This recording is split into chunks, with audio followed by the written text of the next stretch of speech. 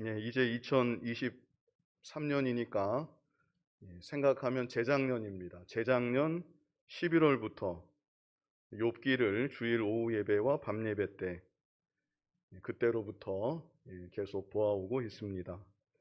이제 드디어 욥기 거의 마지막 부분에 왔습니다. 욥기는 욥의 고난으로 시작을 했습니다. 하나님께서 인정하시는 당대 최고의 의인 욥이 단 하루 만에 그의 전 재산을 다 잃어버리고 말았습니다. 그리고 단 하루 만에 그의 일곱 아들 세 딸까지도 사고로 인하여서 다 잃어버리고 말았습니다. 게다가 그의 온 몸에는 악창이 나서 가까운 친구조차 저게 누구인지 분간하지 못할 정도로 욥은 정말 비참한 모습이 되고 말았던 것입니다. 이렇게 욥이 당한 상상조차 하기 어려운 극심한 고난을 말씀하면서 욥기가 시작이 되었던 것이고, 이어서 하나님을 향한 욥의 탄식이 있었습니다. 그리고 나서 욥의 탄식을 들은 욥의 세 친구들과 욥과의 대화가 여러 장에 걸쳐서 기록되어 있는 것입니다. 욥의 세 친구들 엘리바스, 빌닷, 소발인데, 이 세 친구들은 처음에는 욥의 모습을 보고 어떤 위로의 말도 차마 하지 못한 채 함께 슬퍼하고 함께 울고 욥의 곁을 지켰습니다. 그러나 한 주가 지나자 이 세 친구들이 돌변합니다. 세 친구들이 돌변해서 욥을 공격하기 시작했습니다. 너에게 이렇게 무서운 고난이 찾아온 것은 네가 필경 하나님 앞에 그만한 죄를 지었기 때문이다. 우리 앞에는 네가 경건한 사람인 것처럼 보였지만 네가 지금 당하고 있는 극심한 고난을 보니까 너는 분명히 큰 죄를 지었구나. 어서 너의 죄를 자복하고 하나님 앞에서 회개해라. 이렇게 친구들이 욥을 정죄하고 욥을 거세게 몰아세웠던 것입니다. 욥은 그런 친구들을 향해서 아니다. 나는 너희들 생각하는 그런 극악한 죄인이 절대로 아니다.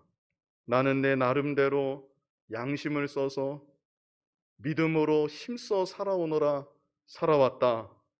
그런데 하나님께서 왜 나에게 이런 고난을 주시는지 나도 잘 모르겠다.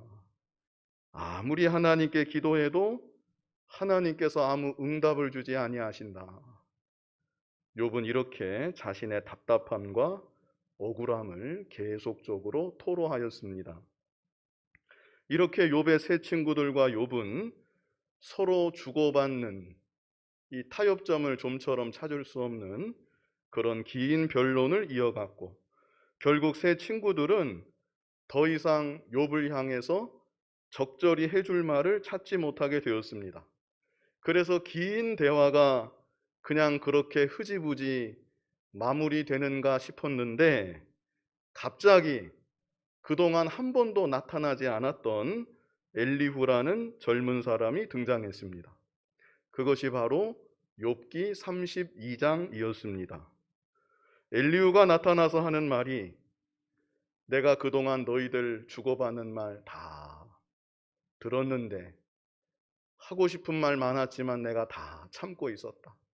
그런데 이제 더 이상 내가 참을 수가 없구나. 나도 하고 싶은 말을 좀 해야 되겠다 하면서 33장부터 37장까지 엘리후가 욥을 향해서 장장의 긴 연설을 했던 것입니다.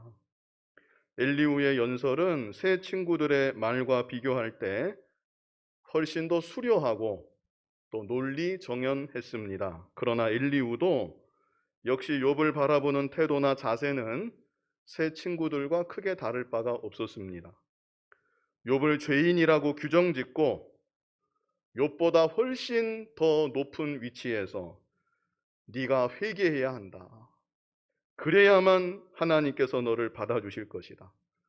엘리후도 결국 이런 말을 했던 것입니다.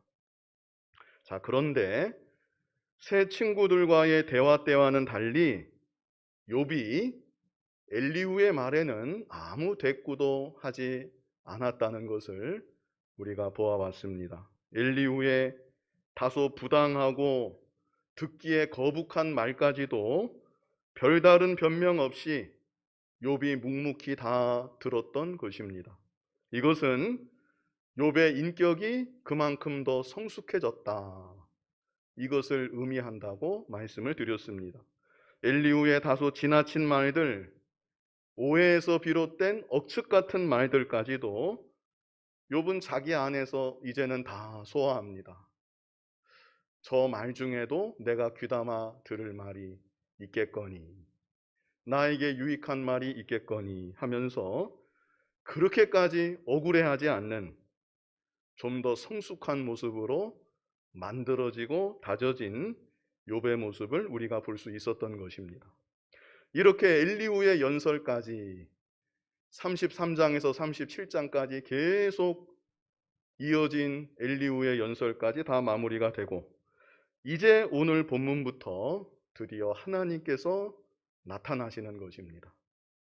그동안 침묵하셨던, 욥이 아무리 기도해도 응답조차 하지 아니하셨던 하나님께서 마침내 욥 앞에 나타나셔서 욥에게 말씀을 주시는 것입니다. 이 하나님의 말씀은 오늘 본문 욥기 38장부터 욥기 마지막 장이 42장인데 42장 전반부까지 계속됩니다.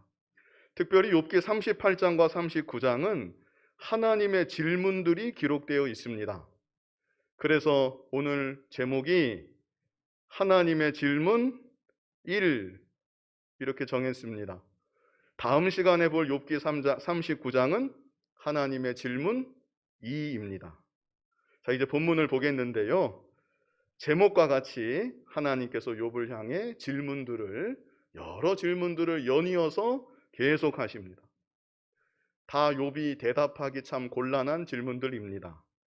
이것을 통해서 하나님은 욥으로 하여금 인간의 한계를 다시금 깨닫게 하시고 하나님의 지존하심과 하나님의 전능하신 능력을 다시금 깊이 생각하게 하시는 것입니다. 자, 이제 한 절 한 절 우리 41절까지 있는데요.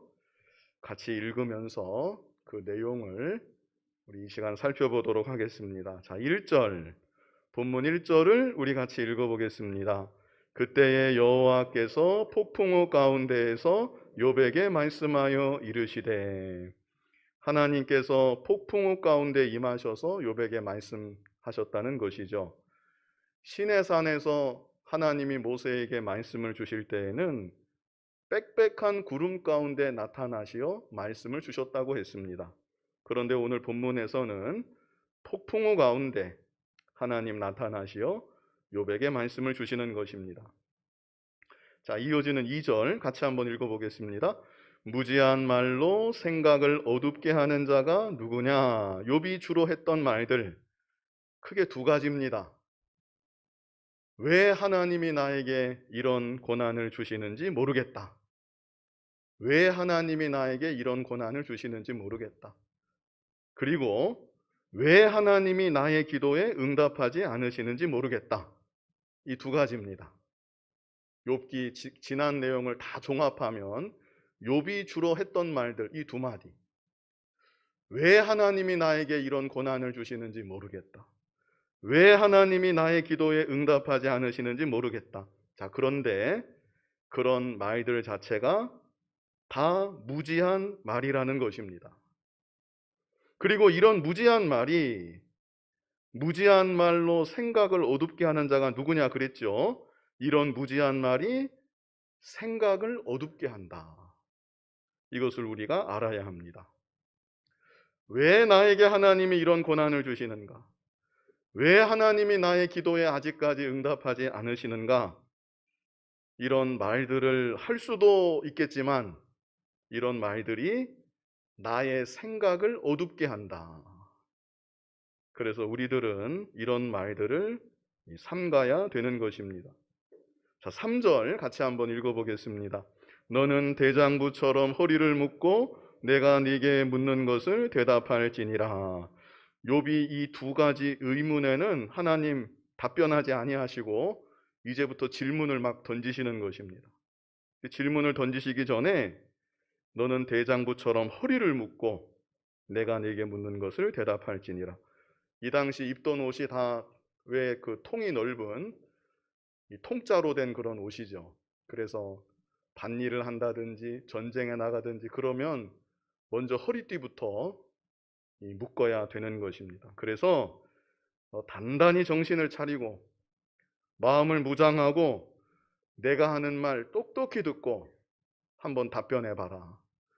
욥의 이 두 가지 질문에는 하나님 답변해 주지 아니하시고 이제부터 하나님이 질문을 막 던지시는 것입니다. 내 말 잘 듣고 한번 답변해 봐라. 자, 그래서 이제 질문을 막 던지시는데 먼저 4절로 7절 지구에 대해서 우리가 밟고 있는 이 땅에 대해서 하나님이 질문을 던지십니다. 4절 같이 읽어보겠습니다. 내가 땅에 기초를 놓을 때에 네가 어디 있었느냐? 네가 깨달아 알았거든 말할지니라. 이 땅을 만들 때, 지구를 창조할 때 너 어디에 있었느냐? 욥이 뭐라고 대답을 하겠습니까? 아무 말도 할 수가 없습니다. 내가 이 지구에 기초를 놓을 때 너 어디에 있었느냐? 자, 5절 같이 한번 읽어보겠습니다. 누가 그것의 도량법을 정하였는지 누가 그 줄을 그것의 위에 띄웠는지 네가 아느냐? 하나님께서 지구를 만드신 것을 집 짓는 일에 비유해서 여기 말씀하신 것입니다. 이 땅의 도량법을 누가 정했느냐? 집 지을 때 줄을 띄워서 이렇게 짓는데 누가 줄을 띄워서 이 땅을 만들었느냐? 네가 아느냐? 이것은 하나님이 천지 만물을 지으셨다는 것, 이것을 다시 한번 기억해 하시는 것이죠. 6절 같이 한번 읽어보겠습니다. 그것의 주추는 무엇 위에 세웠으며 그 모퉁이 돌을 누가 놓았느냐? 사람이 집을 지을 때 기초하고 집을 짓듯이 우주 공간 안에 땅의 기초가 무엇이냐? 모퉁이 돌 누가 놓았느냐? 이렇게 물으십니다. 7절 같이 읽어보겠습니다. 그때의 새벽별들이 기뻐 노래하며 하나님의 아들들이 다 기뻐 소리를 질렀느니라. 의인화된 표현입니다. 하나님이 이 땅을 만드실 때 새벽별들이 다 노래했고 하나님의 아들들, 여기 하나님의 아들들은 천사들을 말합니다. 천사들이 다 기뻐하며 하나님을 찬송했다. 욥은 뭐 전혀 보지도 못하고 알지도 못하는 아득한 먼 얘기를 하나님이 이렇게 하고 계십니다. 여기까지 땅에 대해서 하나님 말씀하셨고 이제 8절로 11절은 바다에 대해서 질문하십니다.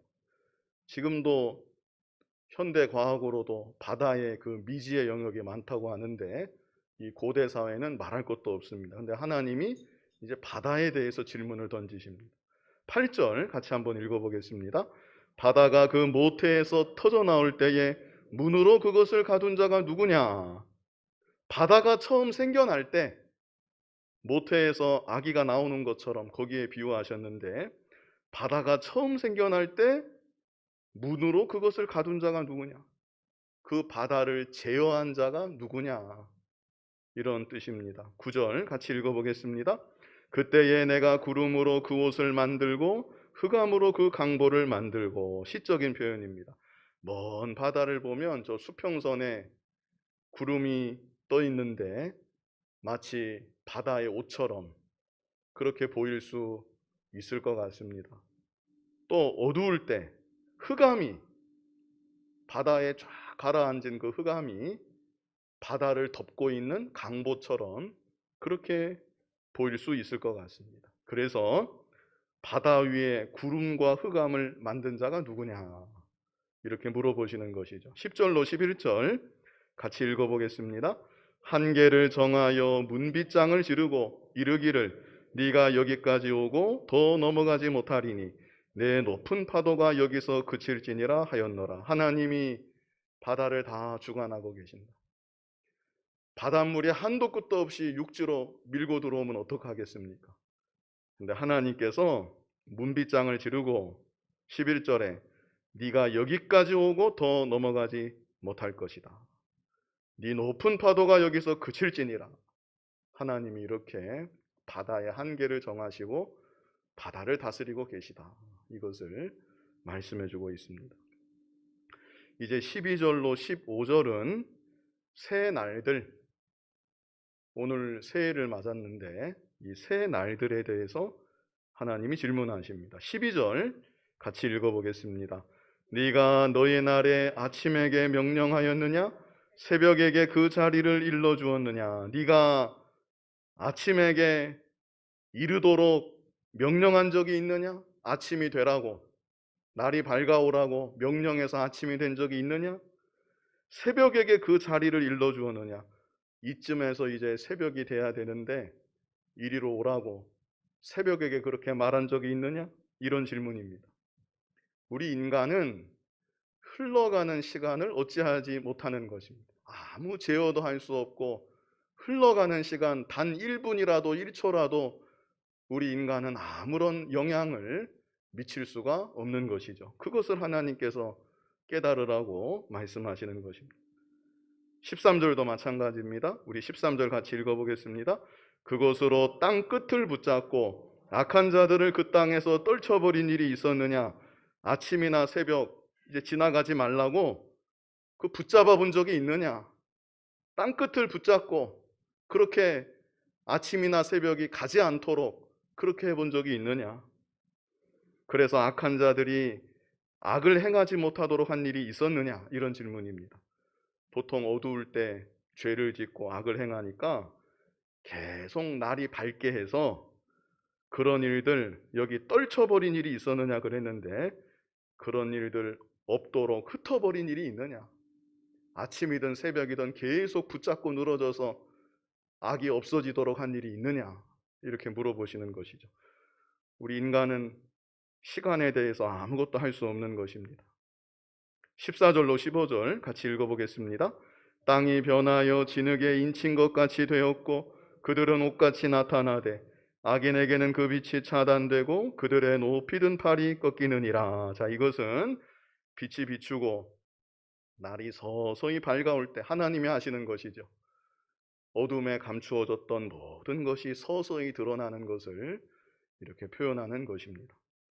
땅이 변하여 진흙에 인친 것 같이 되었고 진흙이 발라져 있는 그런 땅의 모습, 어두울 때는 뭐 아무것도 안 보이는데 날이 서서히 밝아오면서 땅의 모습이 이렇게 드러나는 그것을 이렇게 표현한 것이고요. 그들은 옷같이 나타나되 이 형형색색 옷을 입은 듯한 이 만물이 보인다는 겁니다. 하늘은 이 하늘색, 파란색, 또 꽃들은 꽃들색, 땅은 흑색, 또 풀잎들은 푸른색, 형형색색 옷을 입은 것처럼 이제 껌껌할 때는 그냥 아무것도 안 보이는데 하나님이 날이 밝게 하시니까 서서히 이런 것들이 드러난다. 이것을 이렇게 표현하신 것이고요. 그러나 악인에게는 그 빛이 차단되고 그들의 높이 든 팔이 꺾이느니 그러나 악인에게는 빛이 비춰지지 않는다. 물리적으로는 빛이 비춰질지라도 행실은 여전히 어둠 속에 있다. 그런 의미입니다. 그래서 그들의 높이 든 팔이 꺾이느니라. 다 이제 드러나서 환한 빛 가운데 드러나서 처벌을 받고 심판을 받게 된다. 이것을 말씀한 것입니다. 자, 이어서 16절부터도 하나님께서 여기 심오한 질문을 하시는데요. 자, 16절 같이 읽어보겠습니다. 네가 바다의 샘에 들어갔었느냐? 깊은 물밑으로 걸어다녀 보았느냐? 뭐 확인할 길이 없지만 바다의 샘이 진짜 있는지 그건 모르겠습니다. 샘에서 물이 뽀끔뽀끔 나오는 것처럼 저 땅속에서도 그 바닷물이 줄지 않는데 뭔가 이렇게 막 솟구치는 바닷물이 솟구치는 그런 샘이 있는가? 뭐 그건 모르겠고요. 하나님께서 이렇게 물어보신 거죠. 너 깊은 바다의 샘에 들어갔었던 일이 있었느냐? 들어가 보았느냐? 깊은 물 밑으로 걸어 다녀 보았느냐? 그 깊은 물 속에 너 걸어 다녀 본 일이 있느냐? 하나님 물어보시는 겁니다. 17절 같이 읽어보겠습니다. 사망의 문이 내게 나타났느냐? 사망의 그늘질 문을 내가 보았느냐? 이것도 아주 신비한 그런 일에 대한 질문인데요. 사망의 문, 사망의 그늘진 문 그랬죠. 생명에서 사망으로 옮겨가는 그 순간, 그 찰나를 말하는 것입니다. 문을 열고 나가면 바뀌고 여기는 아니고 그렇잖아요. 생명 가운데 있다가 문을 열고 나가듯이 이제 죽음으로 가는데 생명과 죽음을 연결하는 그 문, 그 순간의 그 찰나의 신비, 그것을 네가 아느냐? 하나님이 이렇게 물으시는 것입니다. 18절 같이 읽어보겠습니다. 땅의 너비를 네가 측량할 수 있느냐? 네가 그 모든 것들을 다 알거든 말할지니라. 뭐 이런 심오한 것은 고사하고 네가 머물고 있는 땅, 그 땅의 넓이도 너는 정확하게 측량할 수 없다. 죽음으로 이어지는 관문은 고사하고 땅의 넓이조차 정확하게 측량하지 못하는 연약하고 무지한 인간이라는 것을 하나님 알게 하여 주시는 것이죠. 19절 말씀 같이 읽어보겠습니다. 어느 것이 광명이 있는 곳으로 가는 길이냐? 어느 것이 흑암이 있는 곳으로 가는 길이냐? 날마다 아침과 밤이 반복되는데 그렇다면 아침이 있는 곳으로 가는 길이 어디냐? 밤이 있는 곳으로 가는 길이 어디냐? 20절 같이 읽어보겠습니다. 너는 그의 지경으로 그를 데려갈 수 있느냐? 그의 집으로 가는 길을 알고 있느냐? 누군가를 아침이나 밤이 있는 초소로 데려갈 수 있느냐? 뭐 과학적으로 생각하면 지구 자전하는 것보다 뭐 더 빨리 간다든지 그래서 아침이 있는 곳으로 데려가고 밤이 있는 곳으로 데려가고 이 고대 사회에서는 불가능한 일이었겠는데 너 그렇게 할 수 있느냐?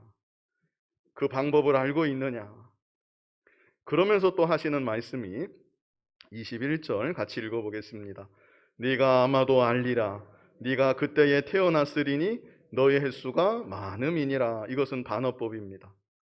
유한한 욥은 결코 알 수 없다. 이것을 강조하고 있는 것이죠. 자, 22절로 23절 이제부터는 기상현상에 대해서 말씀하시는데요. 22절로 23절 같이 읽어보겠습니다. 네가 눈곳간에 들어갔었느냐? 우박창고를 보았느냐? 내가 환난 때와 교전과 전쟁의 날을 위하여 이것을 남겨두었노라. 하나님께서 하늘의 눈곳간, 눈을 쌓아두시는 곳간을 두시고 우박창고를 또 두시고 환난을 주실 때 아니면 전쟁 중에 눈이나 우박을 적절히 사용하신다는 것입니다. 그런데 네가 그 저장해 둔 것을 본 적이 있느냐? 하나님 물으십니다. 24절 같이 읽어보겠습니다. 광명이 어느 길로 뻗치며 동풍이 어느 길로 땅에 흩어지느냐? 빛이 지나가는 길, 빛이 1초에 30만 킬로미터를 간다는데 빛이 지나가는 길 아느냐 물으시는 것이고, 바람이 지나가다가 흩어지는 길, 가끔 기상예보 보면 태풍이 어디로 가다가 소멸했다 그런 기상예보 있는데 그 큰 바람이 가다가 어디로 흩어져 버렸는지 어디로 사라져 버렸는지 우리 사람은 그 자세히 다 알 수가 없는 것입니다. 25절 같이 읽어보겠습니다. 누가 홍수를 위하여 물길을 터 주었으며 우레와 번갯길을 내어 주었느냐? 홍수가 나면 없던 곳에 물길이 생깁니다. 생각지도 못했던 곳에 물길이 생기죠. 누가 그 물길을 만들었느냐? 우레와 번갯길 누가 내어 주었느냐? 다 하나님이 하시는 것이고 우리 인간은 이에 대해서 어떤 힘도 쓸 수가 없는 것입니다. 자연현상 앞에 그저 바라만 볼 뿐, 어떤 작은 영향도 우리는 미칠 수가 없는 것이죠. 자, 26절로 27절 같이 읽어보겠습니다. 누가 사람 없는 땅에 사람 없는 광야에 비를 내리며 황무하고 황폐한 토지를 흡족하게 하여 연한 풀이 돋아나게 하였느냐? 예, 28절로 29절도 읽어보겠습니다. 비에게 아비가 있느냐? 이슬방울은 누가 낳았느냐? 얼음은 누구의 태에서 났느냐? 공중의 서리는 누가 낳았느냐? 이런 기상현상들, 비가 오게도 하시고 이슬이 맺히게도 하시고 얼음이 얼게도 하시고 서리가 맺게도 하시고, 이거 다 하나님이 하신다는 것입니다. 자, 30절도 같이 읽어보겠습니다. 물은 돌같이 굳어지고 깊은 바다의 수면은 얼어붙느니라. 하나님께서 강한 추위를 보내셔서 이런 물도 얼어붙게 하신다는 것이죠. 31절로 33절은 하늘에 떠 있는 별들. 자, 31절로 33절 같이 읽어보겠습니다. 네가 묘성을 메어 묶을 수 있으며 삼성의 띠를 풀 수 있겠느냐? 너는 별자리들을 각각 제때에 이끌어낼 수 있으며 북두성을 다른 별들에게로 이끌어갈 수 있겠느냐? 네가 하늘의 궤도를 아느냐? 하늘로 하여금 그 법칙을 땅에 베풀게 하겠느냐? 이 하늘에 많은 별들이 떠 있고 별자리가 또 있습니다. 별들이 이렇게 모양을 가지고 묶여있는 그 별자리가 있는데, 그 중에서 하나라도 떼어서 다른 데 갖고 가고 다른 데 있는 별을 거기다 갖다 붙이고, 너 그거 할 수 있느냐? 또 별의 궤도, 별이 움직이는 궤도, 이 사람의 힘으로는 그 궤도를 주관할 수 없는 것이죠. 다 하나님께서 하시는 것입니다. 계속 욥을 향해 하나님 말씀하십니다. 질문하시는 거지요. 34절 같이 읽어보겠습니다. 네가 목소리를 구름에까지 높여 넘치는 물이 네게 덮이게 하겠느냐? 35절 네가 번개를 보내어 가게 하되 번개가 네게 우리가 여기 있나이다 하겠느냐? 이런 거 할 수 없는 것이죠. 이런 자연현상, 우리 사람은 아무 영향도 미칠 수가 없는 것입니다. 36절 같이 읽어보겠습니다. 가슴 속의 지혜는 누가 준 것이냐? 수탉에게 슬기를 준 자가 누구냐? 우리 인간에게 지혜가 있습니다. 만물의 영장이라고, 만물을 그래서 다스리고 동물을 다 다스리고 복종시키는데, 그 지혜를 누가 준 것이냐? 그리고 우리 인간에게는 도덕심이 있습니다. 완전하지는 않지만 하나님이 우리를 하나님 형상대로 창조하셔서 죄로 인해 왜곡은 되었지만 지혜가 있고 도덕심이 있고, 그런 것이 우리 인간에게 남아있는 것이죠.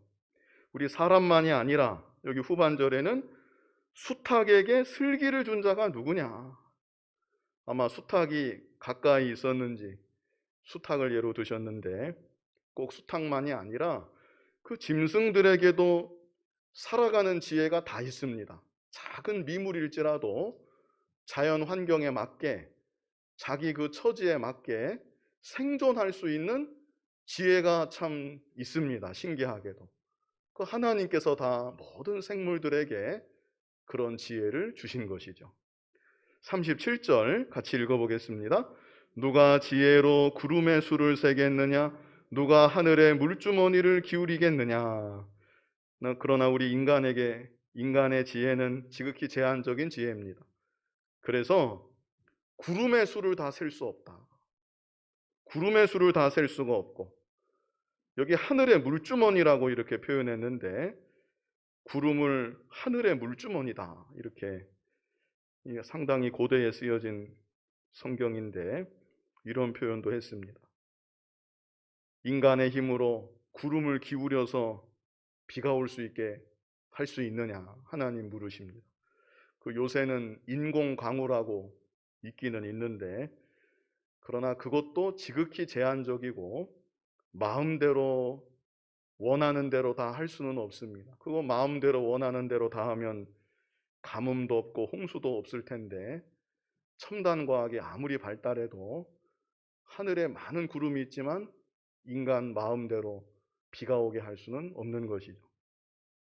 38절 같이 읽어보겠습니다. 티끌이 덩어리를 이루며 흙덩이가 서로 붙게 하겠느냐? 수증기가 모아져서 물방울이 되고 또 비가 되어서 내리는 것처럼 티끌이 모여서 덩어리가 되게 하고 흙덩이가 서로 붙어서 말하자면 큰 산이 되도록, 그렇게 너 할 수 있느냐? 이렇게 물으시는 것입니다. 이것도 이 시대에 어느 정도는 가능할 것 같기는 하지만 하나님께서 만드신 장엄한 산과 이 웅장한 자연에, 이 조화로운 자연에 비할 수는 없는 것이죠. 자, 이제 39절부터는 사실 39절부터 39장까지 동물들에 대해서 말씀하시는 건데요. 오늘은 39절로 41절까지만 우리 보겠습니다. 같이 한번 39절로 41절 읽어보겠습니다. 네가 사자를 위하여 먹이를 사냥하겠느냐?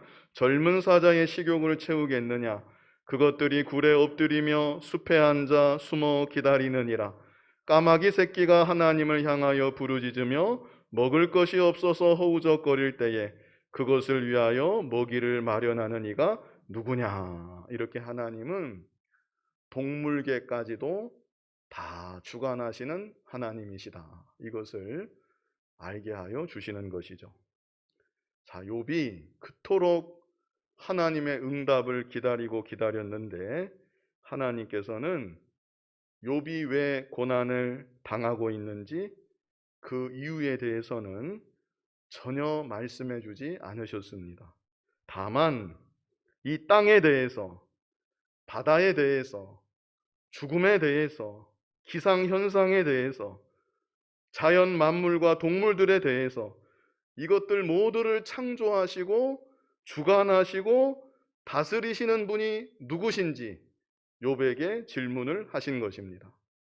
그리고 내가 하는 이 모든 일들을 네가 조금이라도 할 수 있느냐? 내가 하는 이 일들에 네가 조금이라도 영향을 미칠 수 있느냐? 이렇게 또한 물어보신 것입니다.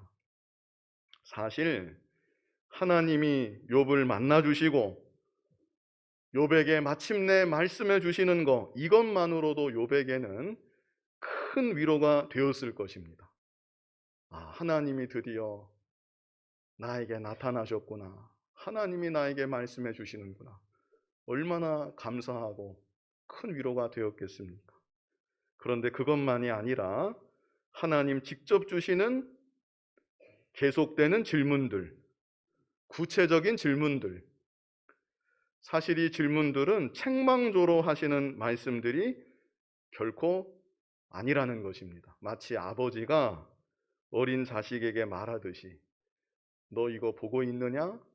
너 이거 아느냐? 이거는 아느냐? 이에 대해서는 뭐라고 말하겠느냐? 그 아버지가 어린 자식 가르치듯이 사랑으로 조곤조곤 말하듯이 하나님 아버지께서도 욥에게 나타나셔서 이런저런 질문들을 던지시는 것입니다.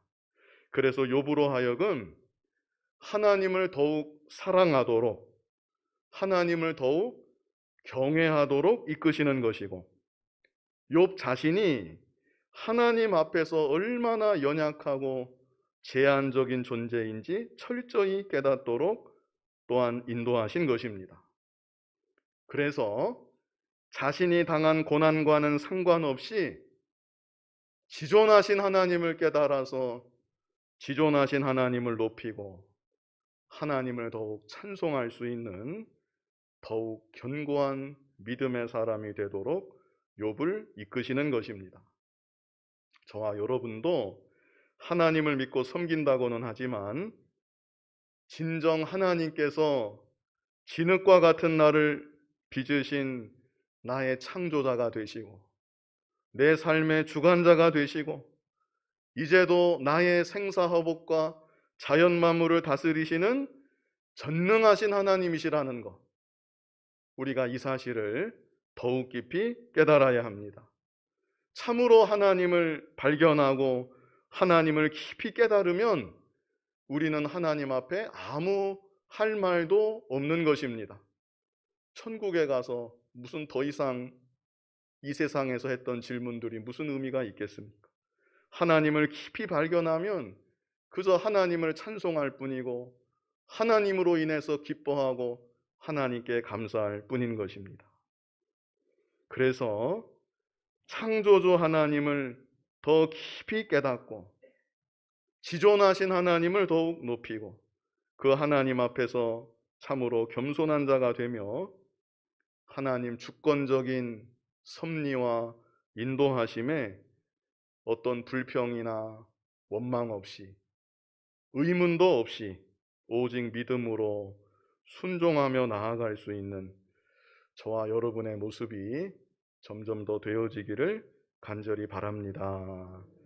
거룩하신 아버지 하나님, 하나님을 믿고 섬긴다고는 하지만 온 우주 만물을 창조하시고 티끌과 같은 나를 빚으사 하나님의 형상대로 만드시며 그리스도의 보혈로 구속해서 자녀가 되게 하시고 이제도 나를 주관하시는 아버지 하나님이심을 우리가 잘 깨닫지 못하고 살아갈 때가 너무나도 많았습니다. 하나님의 지극히 높으심을 좀 더 깨닫게 하여 주시고 전능하신 하나님이심을 더욱 깊이 깨닫게 하시고 그저 하나님을 지극히 높이고 하나님을 찬송하며 하나님 은혜로 인해서 감사하고 하나님 이끄시는 대로 순종하며 날마다 걸어가는 우리들 모두가 되게 하여 주시옵소서. 예수님 이름으로 기도하옵나이다. 아멘.